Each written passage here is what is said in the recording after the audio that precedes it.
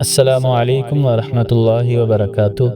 قصص الفلاح YouTube channel پر خوش آمدید۔ اگر آپ روزانہ ایمان افروز واقعات سننا چاہتے ہیں تو آگے بڑھنے سے پہلے ہمارے چینل کو سبسکرائب کر لیں اور بیل آئیکن کو دبا دیں، ساتھ میں نوٹیفیکیشن کو بھی آن کر لیں۔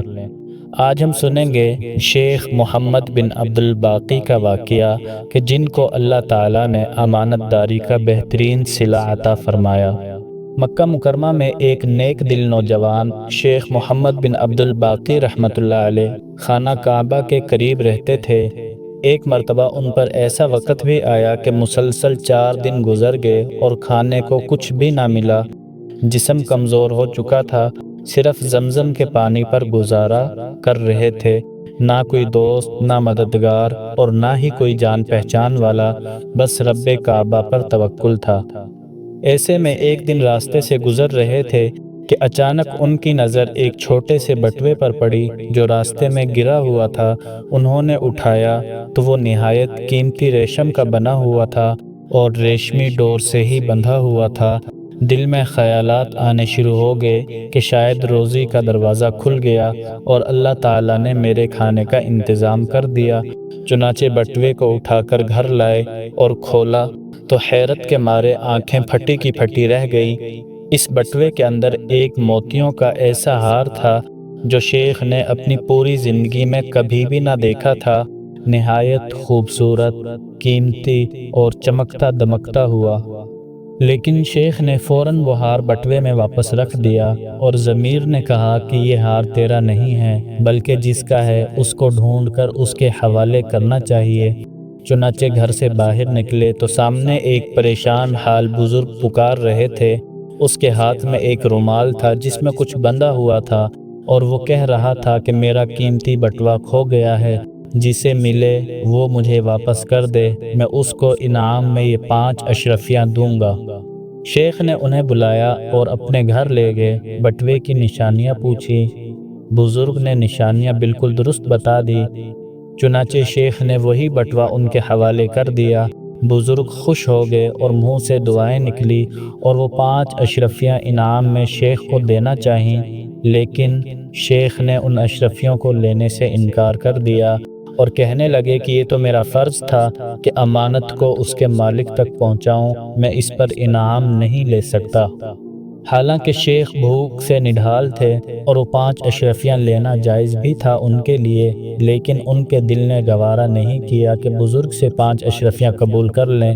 چنانچہ بزرگ کو روانہ کر دیا۔ کچھ عرصے بعد وہی شیخ ایک بحری جہاز میں سفر کر رہا تھا کہ اچانک ایک طوفان آیا اور جہاز کے ٹکڑے ٹکڑے ہو گئے۔ سارے مسافر ڈوب گئے، صرف شیخ زندہ بچ گئے اور جہاز کا ایک تختہ ان کے ہاتھ لگ گیا۔ چنانچہ وہ اسی تختے پر سوار ہو کر ایک جزیرے کے کنارے جا پہنچے۔ وہاں کے لوگ مسلمان تھے۔ شیخ نے مسجد دیکھی اور مسجد میں جا کر بیٹھ گئے۔ وہاں کے لوگ ان کے پاس آئے اور ان کا واقعہ سنا۔ شیخ نے پورا واقعہ سنایا اور یہ بھی بتا دیا کہ میں حافظ قرآن ہوں اور لکھنا پڑھنا بھی جانتا ہوں۔ تو بچے اور جوان سب ان کے پاس آنے لگے۔ کوئی ان سے قرآن سیکھ رہا تھا، کوئی لکھنا پڑھنا اور کوئی تلاوت کلام پاک۔ شیخ نے دل سے اللہ تعالیٰ کی نعمتوں پر شکر ادا کیا اور لوگ ان کی خدمت کرنے لگے اور مالی مدد بھی کرنے لگے اور کچھ مہینے اسی طرح گزر گئے۔